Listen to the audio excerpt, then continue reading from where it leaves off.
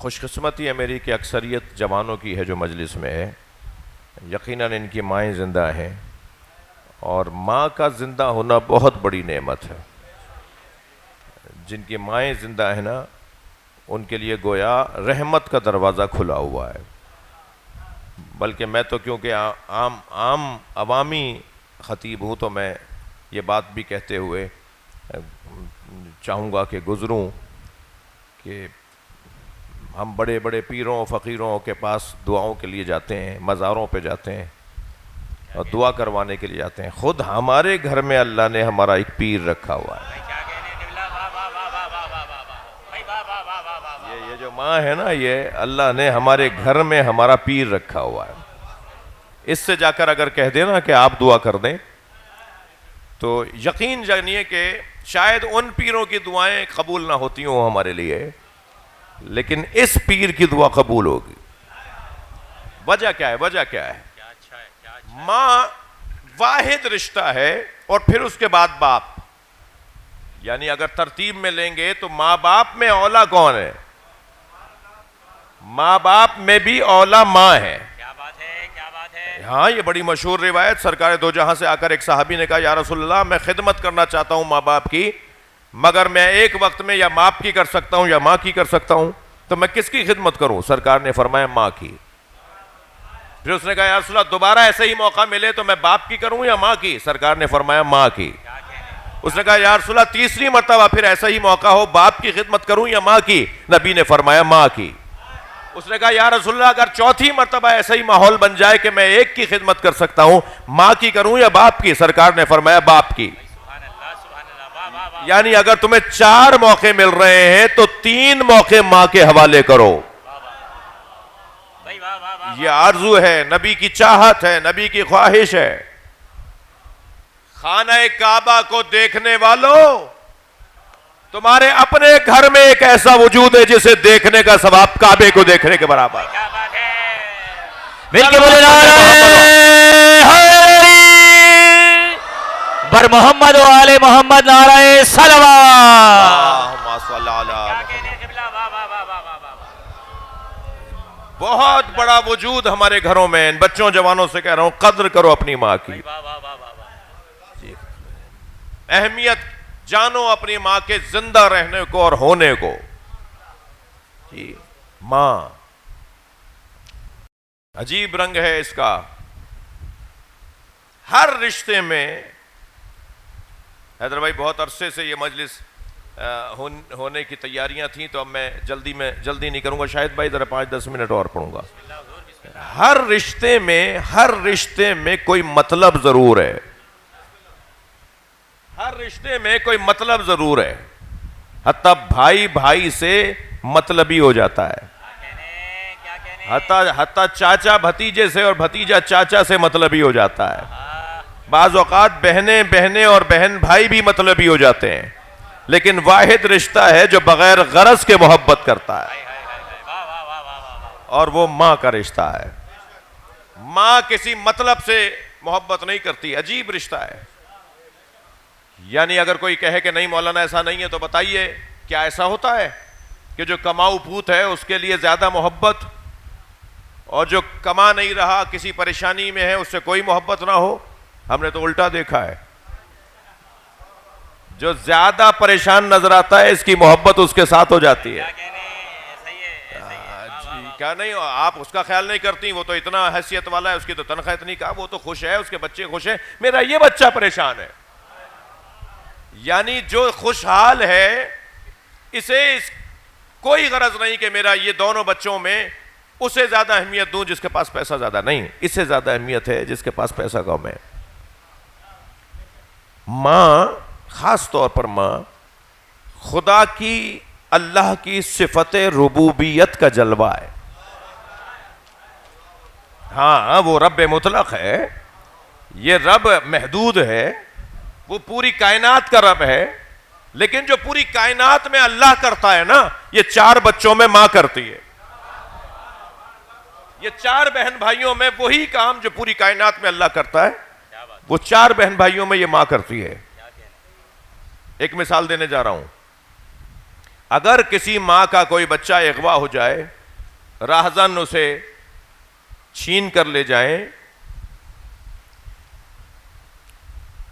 تو آپ دیکھیں گے کہ اس کے آ جانے پر، اس کے واپس آ جانے پر آپ دیکھیں گے کہ بچے تو چاہ رہے ہیں مگر ماں کو زیادہ محبت اس بچے سے ہو گئی ہے جو بچہ اغوا ہو گیا تھا۔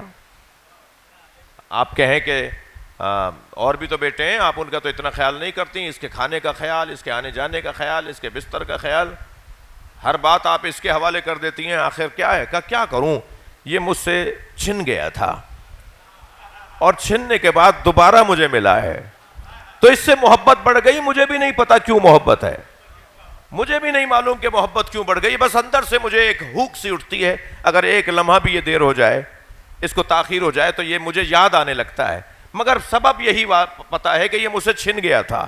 عزیزان گرامی، میں نے بہت غور کیا کہ اللہ توبہ کرنے والوں سے محبت کیوں کرتا ہے؟ ان اللہ یحب التوابین، اللہ توبہ کرنے والوں سے محبت کرتا ہے۔ یا اللہ، کیا تو نماز روزہ کرنے والوں سے محبت نہیں کرتا؟ یہ توبہ کرنے والوں سے اللہ کیوں محبت کرتا ہے؟ اگر توبہ کرنے والوں سے اللہ کیوں محبت کرتا ہے یہ سمجھ میں آ جائے گا نا، تو ماں اغوا ہو جانے والے بچے سے کیوں محبت کرتی ہے یہ بھی سمجھ میں آ جائے گا۔ اللہ کیوں توبہ کرنے والوں سے محبت کرتا ہے؟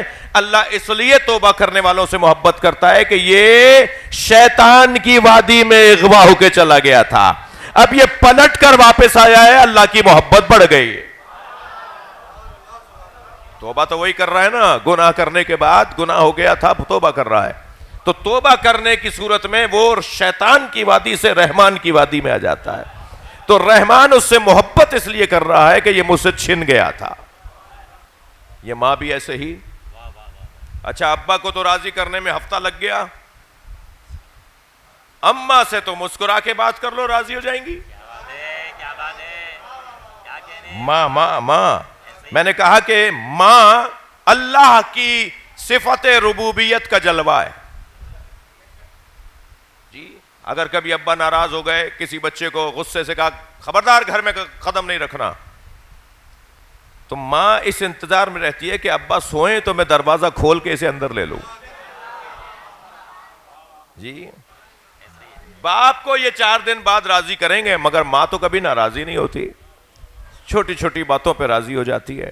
بڑے بڑے گناہ کرنے والوں کی مائیں، یعنی ماؤں کا جرم کرنے والوں کی مائیں جو اپنی ماؤں کا جرم کرتے ہیں، ماؤں کے دل دکھاتے ہیں، وہ ایک مسکرا کے دیکھنے پہ راضی ہو جاتی ہے، ختم کر دیتی ہے بات، بعد میں دہراتی بھی نہیں ہے کہ تم نے ایسا کیا تھا۔ اگر یہ بات میری نہیں روشن ہے تو عزیزو، اللہ کی صفات میں ایک صفت ہے، دعائے کمیل میں آپ شب جمعہ پڑھتے ہیں، یا سریع الرضا، اے جلدی راضی ہو جانے والے، وہ جو اللہ جلدی بندے سے راضی ہو جاتا ہے اس کی صفت ہے ماں، یہ اپنے بچوں سے جلدی راضی ہو جاتی ہے، یہ اپنے بچوں سے جلدی راضی ہو جاتی ہے۔ میں نے ایک جملہ کہا کہ بڑے بڑے پیروں اور فقیروں کے مزاروں پر ہم جاتے ہیں دعائیں کرانے کے لیے، ہمارے اپنے گھر میں اللہ نے پیر رکھا ہوا ہے، ان سے دعا کروائیں، یہ جب دعا کرتے ہیں نا تو ان کی دعا قبول ہوتی ہے۔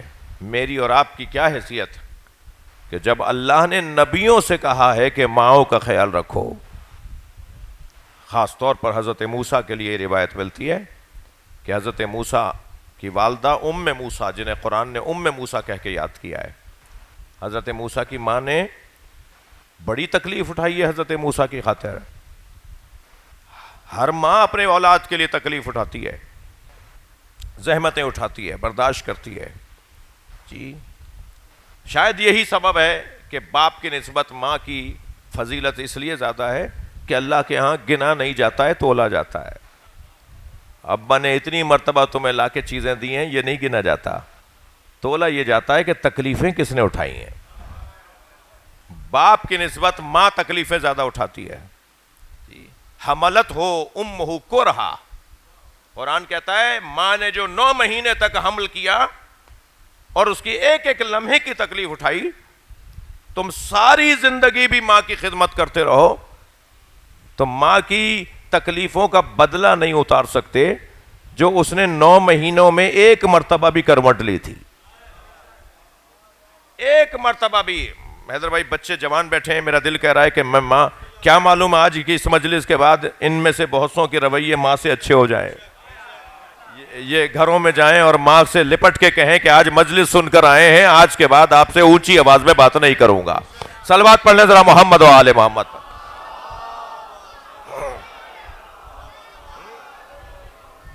ماں کی جو زحمتیں ہیں اسی وجہ سے ماں کی فضیلتیں بھی زیادہ ہیں. تو حضرت موسیٰ کی ماں نے کتنی تکلیف اٹھائی. پہلے تو 70,000 بچے اس بچے کی وجہ سے مارے گئے. میں کہتا ہوں ہر بچے کے مرنے پر سوچتی ہوں گی اب کہیں اس کا نمبر, اب کہیں یہ نہ مارا جائے. یعنی 70,000 بچے روزانہ, وہاں 1000 مار دیے, وہاں 2000 مار دیے. خبریں آتی ہوں گی نا, میں تو یہی سمجھاؤں بات کو, تو یہ سوچتی ہوں گی کہ اب کہیں میرا بچہ نہ مار دیا جائے, اب کہیں میرا بچہ نہ مار دیا جائے. اور جب دنیا میں آ گئے تو بچانے کے لیے کتنے اہتمام کیے ہوں گے, کیسے بچاؤں.